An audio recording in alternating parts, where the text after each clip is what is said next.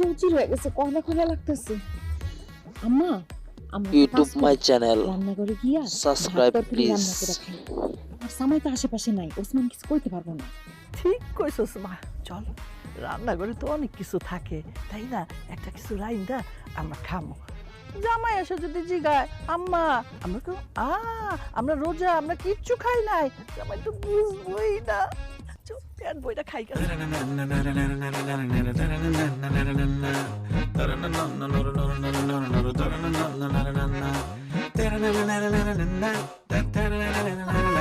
আম্মা রান্নাঘরে দেখি তালা দেওয়া, রান্নাঘরে তালা দিল কে?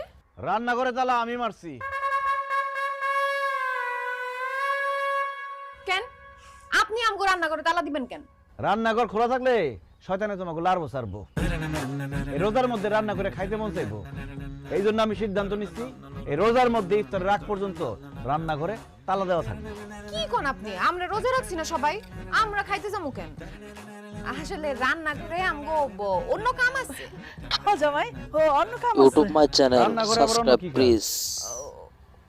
ওই যে আমার ওষুধ, আমার অনেক জরুরি একটা ওষুধ রান্না করে আছে, এইটা এখনই আমার খাইতে হবে, নাইলে আমার বড় ক্ষতি হয়ে যাবে।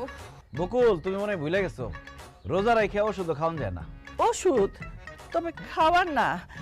জামাই বাবা, আমার না হাঁটুতে ব্যথা, কোমরে ব্যথা, তাই না সব সময় একটু পর পর খালি মলম মালিশ করতে হয়। ওই মলমটা না রান্নাঘরে, চাবিটা দাও, আমরা মলমটা নিয়ে যাই গা। ওই মলমটা রান্নাঘরে না, মলমটা আমার কাছে। এই নেন, যত খুশি মলম মারেন। ও জামাই, এই মলমটা তুমি কই পাইছো?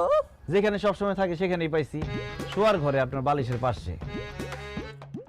আম্মা এই বয়সে আর মিথ্যা কথা বলেন না, তার মধ্যে রোজা রাখছেন, রোজা রেখে মিথ্যা কথা বললে রোজা হালকা হয়ে যাইব। আপনার তিনজনে এতক্ষণ যা যা কইছেন আমি সব শুনছি। এই নাটক বাদ দিয়া ওযু করে সুন্দর করে ইবাদত বন্দী করে সময়টা কাটান। ইফতারের ঠিক আগে আগে চাবিটা দিমু, তারপর রান্নাঘর খুলবেন। আমি থাকতে রোজা কাউরে ভাঙতে দিব না।